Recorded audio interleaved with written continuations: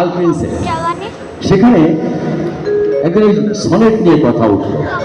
বসত কে কে? Nurul sir, Sudan বাবু, শিক্ষক মান্নান সাহেব, বিধান বাবু, স্যার পলাশ স্যার, আমি, আমার শিল্পী ছিল আমির হোসেন মিলন, তারপরে মনসুর খন্দকার, মোংলা বন্দরের সিনিয়র অফিসার, এরকম বসতাম। ওই লেখালেখি নিয়ে তো বললো যে এটা ছন্দ ফন্দ একটা ঝামেলা, তারপরে আবার সনেট, তোমাদের একটা সহজ ব্যাপার, তো আপনি লিখে দেখাতে পারবেন? হ্যাঁ পারবো। তো আজকে সব খরচ আমি দেবো, আপনি লিখে দেখান।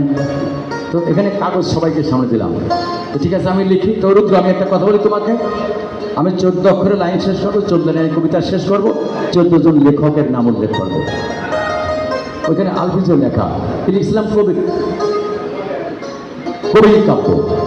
ব্যথার সাগরে ভাসে কবি নজরুল, আধারে জাগলো রবি নয় সে তো ভুল। পল্লীর শ্রেষ্ঠ কবি ছিল সে জসিম, সীমার বাহিরে ছিল বঙ্কিম অসীম।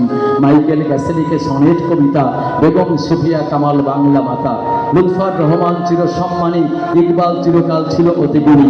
বিষাদ সিন্ধু মাঝে মীর মুশারফ, লালন জন্মিল বক্ষে নিয়ে অভিশাপ। শরৎ ভারত বুকে সাহিত্য রতন, কবির জনম কাটে না পেয়ে যতন। সমাজ সংস্কারে আমি সামাজিক, সুকান্ত জানত ভালো কাশেম কবি। এটা লেখার পরে যে 14 অক্ষরে লাইন শেষ, 14 লাইনে কবিতা শেষ, 14 জন লেখকের নাম, রুদ্র বললো এটা হবে না।